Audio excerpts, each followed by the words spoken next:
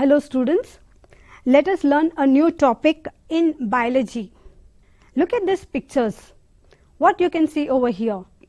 You can find students seated in a classroom and students who are having doubts, they are raising their hands, a lady welcoming guests and a child eating food.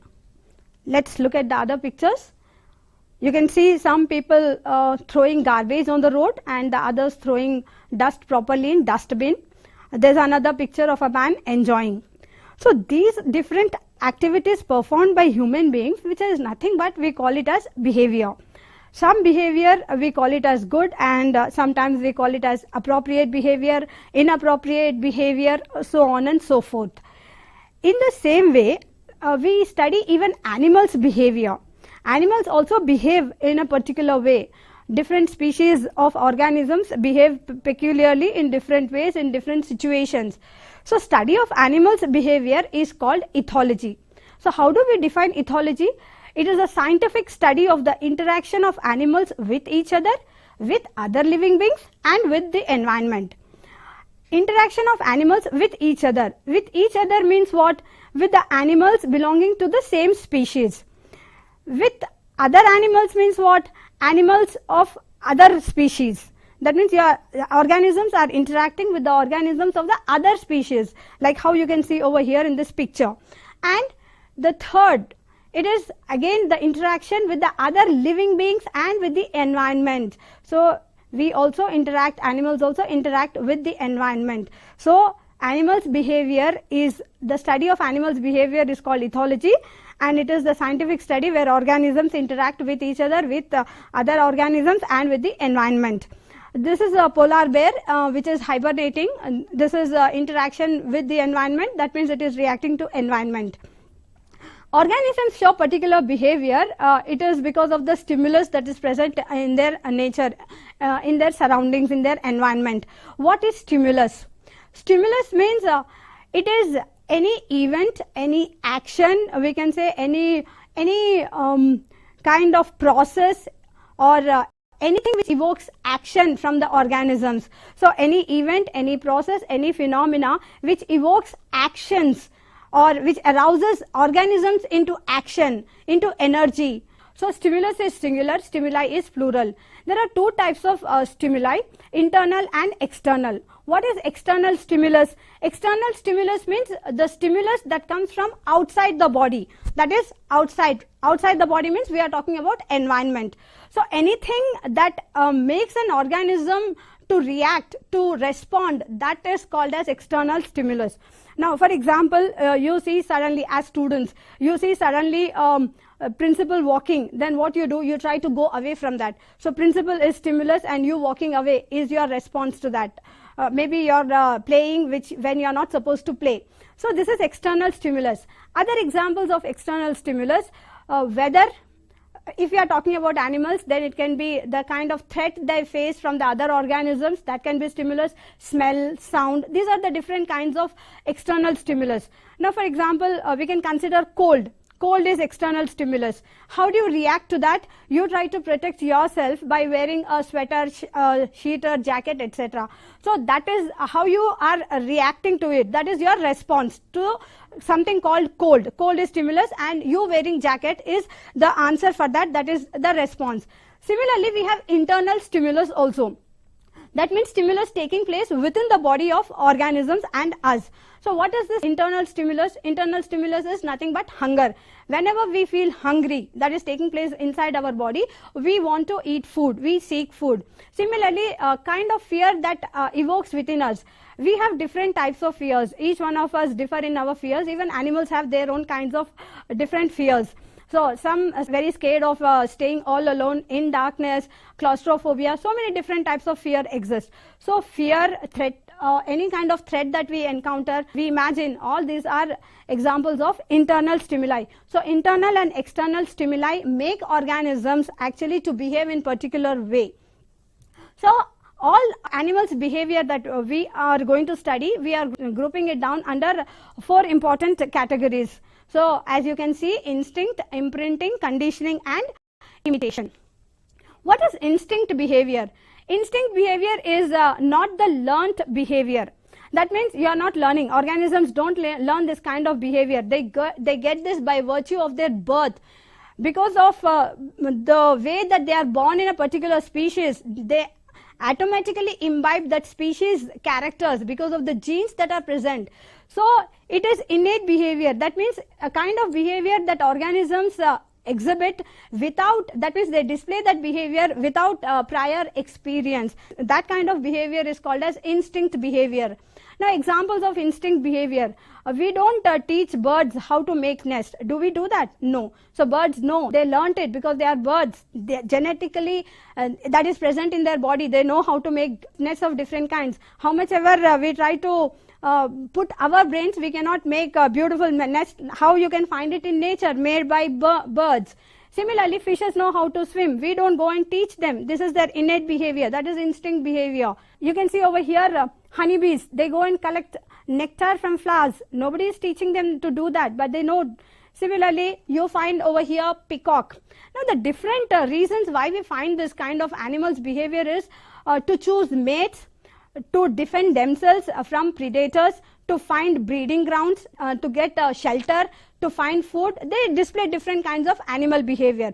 So choosing mate is also one of the important criteria why they behave in a particular way. And one such example over here that you can see is peacock, which tries to attract the female peacock through its beautiful plumage. So a female peacock, it gets attracted by looking at the colorful plumage. So different types of behavior is actually seen in animals for these reasons. Reflex action, this is also actually one of the kinds of instinct behavior only. What you can see over here is that there is a girl who is sitting on a table, right? So when you try to sit on a table with the legs hanging freely, dangling down freely, and try to hold the first part of your thigh muscles very strongly, and let somebody try to hit you on that is strike with a hammer just below your knees. The muscles that are there which you actually held very tightly, they start contracting automatically. That is not under your control. So that is reflex action. Let us try to see other reflex actions. Suddenly when somebody tries to flash lights on our eyes, immediately we close our eyes. So these are the examples of reflex actions. Reflex actions are also one type of instinct behavior only. How do we define reflex actions? Let me quote other examples, then we'll understand the definition. When we touch any hot object, we immediately withdraw our hand. Similarly, when we try to prick ourselves, maybe touch by chance any thorn or any needle, we withdraw our hands, our fingers, or any part of the body. So these are sudden actions, sudden instantaneous actions, spontaneous, involuntary actions, where the decision is taken by the spinal cord. Such kind of actions are called as reflex actions, and they actually prevent you from getting any kind of damage. So reflex actions also are inborn, innate instinct behavior. The second kind of behavior that we see in animals is called as imprinting. So as you can see, you can find the hatching of a bird. So this kind of behavior is seen in birds, especially in chicklings and ducklings. When these birds hatch, what they see is most of their times it is their mother.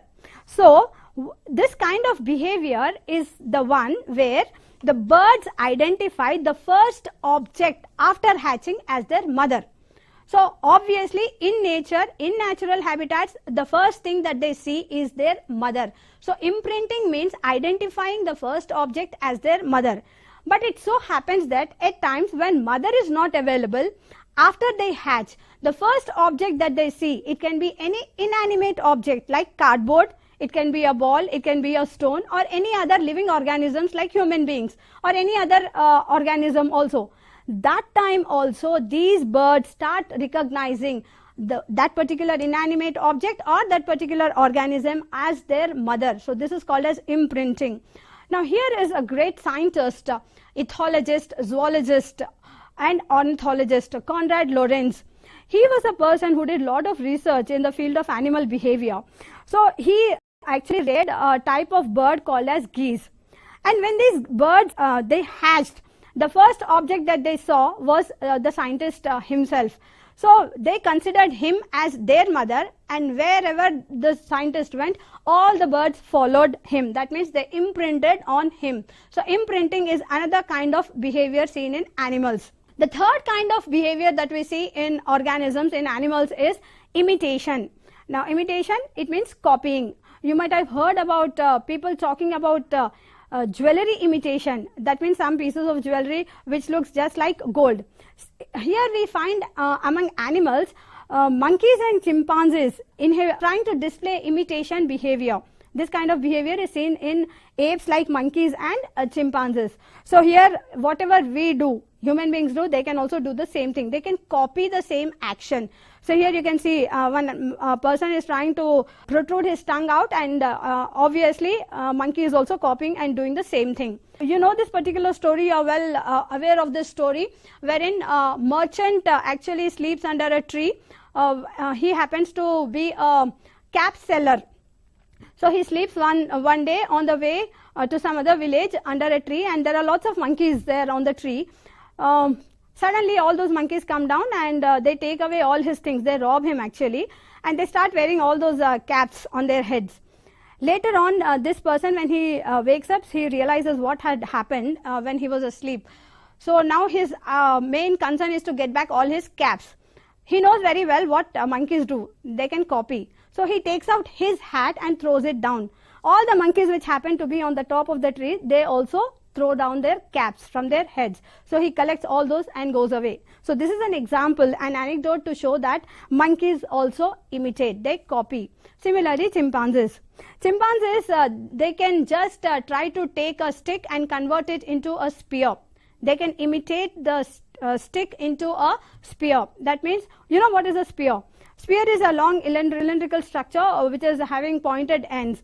So even chimpanzees can take sticks which they find in the forest, and either one or both the ends, they can just try to remove the extra stuff of the stick with their teeth and convert it into a spear-like structure, with the help of which they can actually grab juicy grubs, or they can penetrate that particular spear, the stick converted into a spear, into the trees, to grasp either any kind of small organisms, babies of the organisms, or juice, anything else. So this is imitation behavior which is seen in organisms. And finally, the fourth kind of behavior that is seen is conditioning behavior. What is this conditioning behavior? Before trying to understand that, let's look at the examples over here. Obviously you understood, we are talking about classroom and school environment. Bell is rung. Bell is a stimulus. When bell is rung, ringing of the bell is the same, but timing of the bell decides the behavior of the students, and students are learned to behave in that particular way. For example, if it is morning bell, then what do the students do? Obviously they actually line up for assembly. After break, whether it is lunch break, small break of 10 or 15 minutes, either in the morning or evening, you find the students get back to their classes for their studies. And if it is the evening bell, they all get back to their homes. So stimulus is the same, but behavior is different. Why? Because students are trained to do so over a period of time. So conditioning behavior is exactly the opposite of instinct behavior. In instinct behavior, what do? It is behavior which is not learned. Automatically you get it, organisms get it. But here it is learnt behavior through experience or through training. Now the person who is considered as father of conditioning behavior is Ivan Pavlov, a Russian scientist. This person performed experiment on dog. He was having a dog which was trained by a trainer, and that means he was a person who used to take care of his dog caretaker. Whenever that caretaker used to give him food, that time a dog used to salivate. Same thing happens with us also. Sight of the food, or whenever you think of the food, automatically your mouth starts watering. Here also, whenever a dog sees food, it starts salivating. That means food is actually the stimulus because of which it starts salivating. After some days, it so happened that the caretaker, he started ringing the bell. Bell is new stimulus which had nothing to do with the dog's eating, so it did not salivate. But over a period of time, it so happened that whenever food was served to dog, ringing of the bell went on. So now slowly dog got used to, or it got trained to, it got conditioned to the fact that whenever food is served, that time bell is rung. The dog started associating food with bell, ringing of the bell. After a certain period of time, even though food was not served, only when the bell rang, it still started producing saliva. So this is because of the fact that it got conditioned to the new stimulus called bell. But sometimes stimulus can be wrong also under classical conditioning, conditioned behavior. Sometimes stimulus can give wrong signals also. Now another example of conditioned behavior, grazing animals, suddenly if they come in contact with, whenever they are grazing, if at all they come very close by to fence which is supplied with electricity, and suddenly they touch, they experience shock. So with that experience, that means they got an experience, they got a clue, they got hint that they should not touch those wires, that particular fence, otherwise it will again experience that. So this kind of trained experience is conditioned behavior. Now let's talk about human behavior. Human behavior is quite different from animals' behavior. Why? It is because our behavior is very complex. It is because of the fact that our brain is highly developed. Though we are very small in size, when we are made to stand next to an elephant, still we are very smart, we are very intelligent. It is because of the fact how our brain developed over the process of evolution. So we are very intelligent beings. That means we can control our feelings, we can know what is going on in others' mind, we can actually mask our own behavior and behave differently. Because of all these things, because of the consciousness of our own self and the surroundings, there can be change in our behavior. Our thinking, our behavior might not be the same. So we can fool anyone around. Now, let's try to understand the same principles of behavior with regards to animals and how it is different in case of human beings. We live in society, we are bound by society's rules. So we know that whenever you are hungry, as we have studied in internal stimulus, whenever we are hungry, we obviously want to eat food, so we'll grab food for eating. When you are all alone, you can do that. But suppose you have invited a group of people and you are with a party of 4 or 5 members. That time, do you start eating, leaving others? Then that would be called as not cultured behavior, right? What do you do if you are the guest or if you are the host? You see that everybody is seated, then all of you start eating at the same time. So this is kind of behavior which is quite different from the instinct behavior what we have seen when you are all alone or in case of animals. Conditioning behavior. Animals' behavior, when you talk about conditioning, it is almost the same over here also.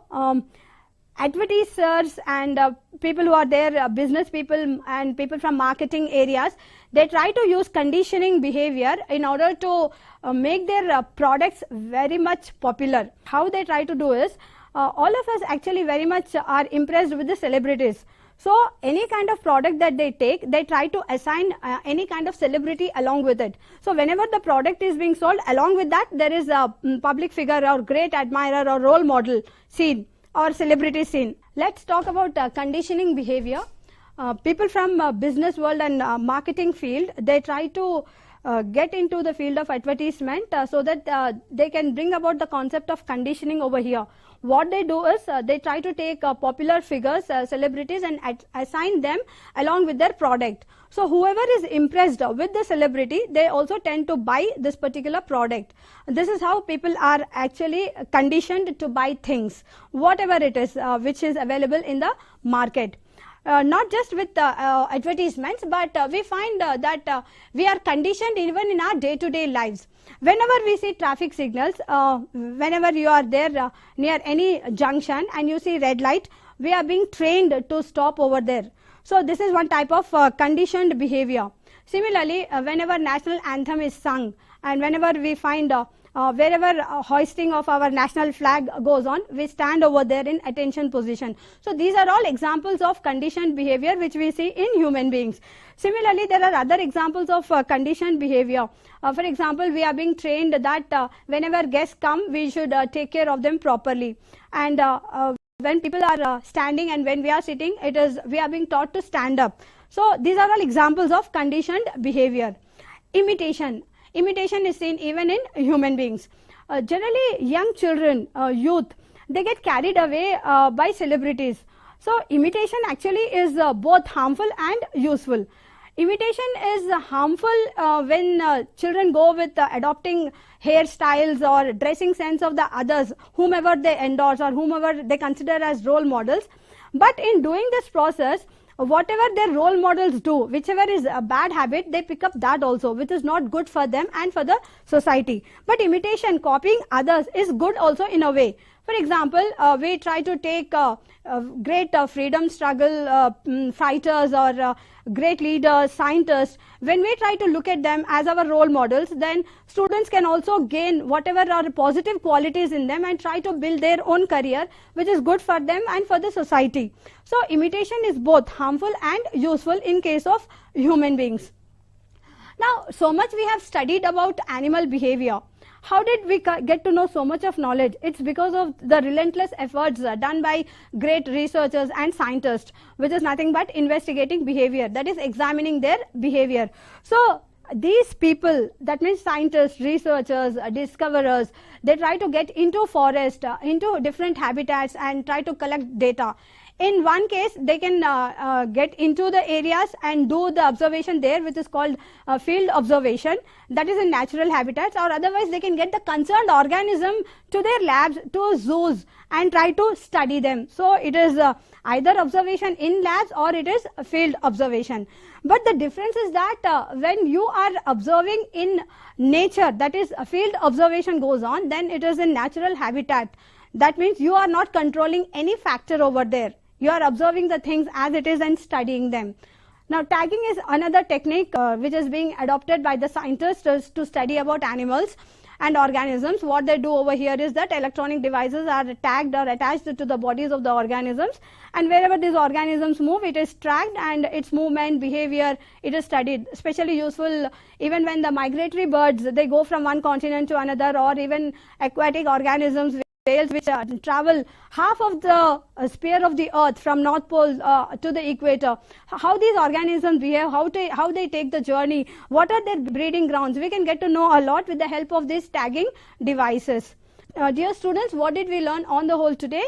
We have learned the definition of ethology, which is nothing but the scientific study of organisms, stimulus, response, types of animal behavior, which are of 4 types, why human behavior is complex, and what is tagging.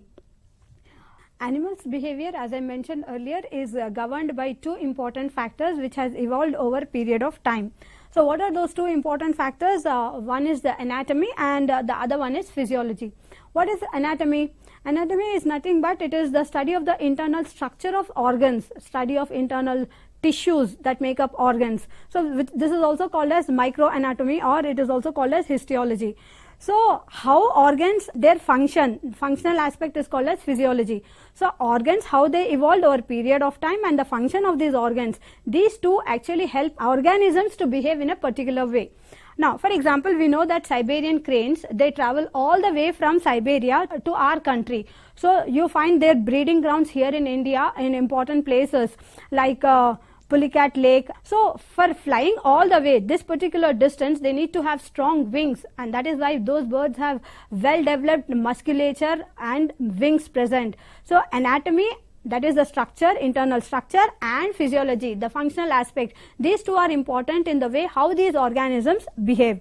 So in the same way, we know that fishes live in water. Why fishes live in water? Because they have the structure that helps them to live in water, and that is fins. Similarly, fishes breathe through gills. So gills are there, that is the reason they are able to survive in water. What about we? Can we do that? No. That means our behavior, whatever is there, or animals' behavior is there when we are talking about. So definitely it is governed by 2 important aspects, and that is anatomy, and the other one is the physiology, the functional aspect of all these organs. Now to sum up, so what is ethology? Ethology is the study of the organism's behavior, animals' behavior in particular over here. Animals' behavior means what? We try to understand how they move, how they interact with each other, how they try to get food, protect their resources, their breeding grounds, how they choose their mates for reproduction, how they try to defend themselves from predators. All these are different aspects which is studied in ethology. So how much of information that we have, all this is because of the contribution made by great scientists. We should really be thankful to the relentless efforts put in by our great scientists. So dear students, I feel that one fine day even you will become great researchers and try to go around the world, get into the oceans, go to polar regions and try to study different aspects of organisms, life, diversity of life, and try to become great discoverers on your own. Because of these organisms and the scientist discovery, we could find out how these honeybees they try to, or for that matter ants also, how they try to locate food and convey the information to the others. See, they don't have language. We people are great because we have evolved, and as I mentioned earlier, we have language to communicate with each other. Honeybees, they don't have language. How is it that still they communicate with each other? Where food is present, they go and get it. The way they perform dance, that is being conveyed to them. So this much of information today we are having served ready on plate, but behind this it is the scientists and their great efforts and their hard work. Animals' behavior is different from human beings' behavior. Yes, we have 4 different types of behavior what we have studied in animals. Instinct, yes, instinct is their innate behavior. We also have our innate behavior, but reflex action, it is the same whether it is animals or it is us. But then when you talk about certain behavior, we don't try to behave like animals because we are governed by society's rules. So this is one important aspect, that we are staying in society. It binds us. We cannot behave in a savage way as these animals can do, because we are having brain, we have evolved in a particular way. So we are bound by certain rules, structure of the society, structure of the family, structure of wherever you are present. It can be school or it can be an auditorium, it can be so society's rules govern you. That is where actually our behavior differs from animals' behavior. So when you talk about conditioning, this is one important aspect when it comes to human beings, because we can be actually conditioned either to become good human beings or bad human beings. But again, it depends upon, yes, we get every type of conditioned behavior being imposed on us from various aspects of our society, coming from different angles that you face in your society.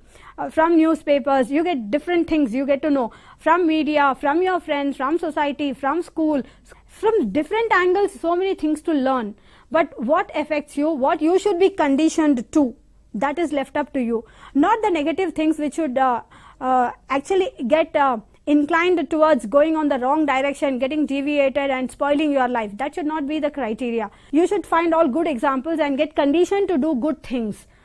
Try to see that you will take good habits from of the others. Try to imbibe that and get conditioned to that, building your own stamina, whatever it is, relentless hard work, whatever it is, not giving up. Failures are the stepping stones for success. So try to take positive things from the people and try to come up. When you try to look at so many people that you find in the society, how they faced hardships and came up in their lives, and how they serve the society. So we have to take those particular aspects and imbibe in our lives, but not get inclined to the negative aspects of the things and try to spoil our life and even making our surrounding very bad by our presence with that particular behavior. So obviously animals' behavior is different from us. They are behaving in a different way because they don't have language.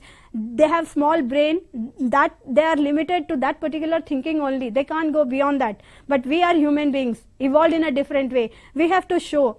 So it is our duty to take care of these animals also, our responsibility towards this particular society, towards diversity, biodiversity. We have to take care of them. The important aspect of learning animals' behavior is to know that we study about them, how they behave, and give protection to them, not to actually exploit them, not to try to kill them and take all the things, whatever we want from them. No, the purpose is to see that we give protection to them. So if we know the behavior of the animals, oh, this animal can be behaved in this way, that means we have to protect it in this way. Their breeding ground should be protected. We should not spoil environment, water, marine water. We have to know all these things so that we can protect them and take care of them. The very purpose of knowing animals' behavior, studying, is actually to see that, to understand that we are only a part in this biosphere. We cannot control biosphere. One living species cannot live on this planet all alone. we should live in harmony with nature, with other species, with animals. So for that reason we need to understand animals' behavior. Whatever are concerned related worksheets, please go through them, download and complete the given worksheets. In the next class we will continue with the next part of this lesson.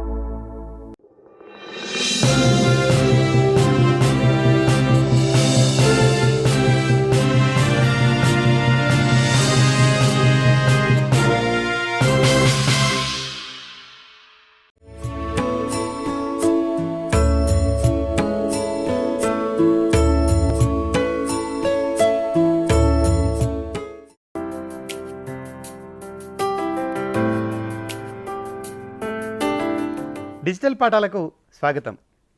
పిల్లలు బాగున్నారా? మీ 8వ తరగతిలోని 2వ పాఠం మూర్ఖులు అనేటువంటి పాఠం గురించి మనం చదువుకుందాం.